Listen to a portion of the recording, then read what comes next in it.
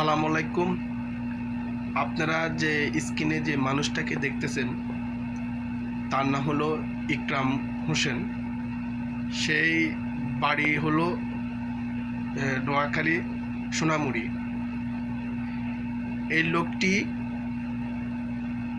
অনেক নিরীহ ছেলেপেলেদেরকে বিদেশের কৌশলে চাকরি দিবে করে আপনার এই ডাইরেক্ট কোম্পানি ভিসা বলে সৌদি আরব আনে। তারপরে বিভিন্ন লোক থেকে 7 লাখ 8 লাখ 9 লাখ করে এভাবে টাকা নেয়, নিয়ে সাপ্লাই কোম্পানিতে ফেলে দেয়। কোনো খোঁজখবর, কোনো যোগাযোগ কিছুই নেই। এই লোকটা আমার থেকে প্রায় 7 লাখ 8 লাখ টাকা নিয়েছে।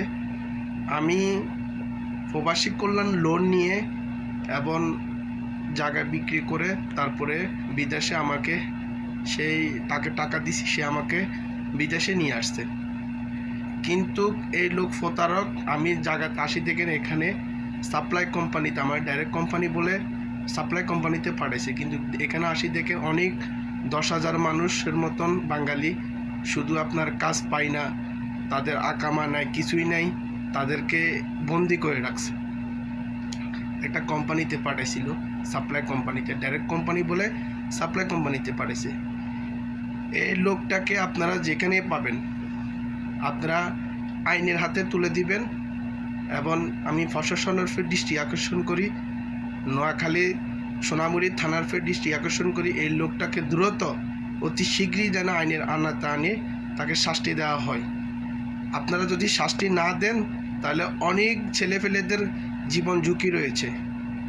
আর কোনো মানুষ যেন হয়রানি না হয়, তাকে আইনের আনাতে আনিয়ে তাকে শাস্তি দেওয়া প্রয়োজন। এবং আমি খুব কষ্টের মধ্যেই আছি সৌদি আরবে, তবে এই লোকটাকে আপনারা শাস্তি দেন আর আমার যে টাকাগুলো গিয়েছে এই টাকাগুলো ফিরিয়ে আনার ব্যবস্থা করে দেন। আপনাদের কাছে দৃষ্টি আকর্ষণ করলো, সোনামুড়ি নোয়াখালী সোনামুড়ির মানুষের কাছে আমার দৃষ্টি আকর্ষণ করে এই লোকটাকে আপনারা যেভাবে পান প্রশাসনের উঠাই দেন। আপনাদের কাছে অনুরোধ রইল, সবাই ভালো থাকবেন, দোয়া করবেন।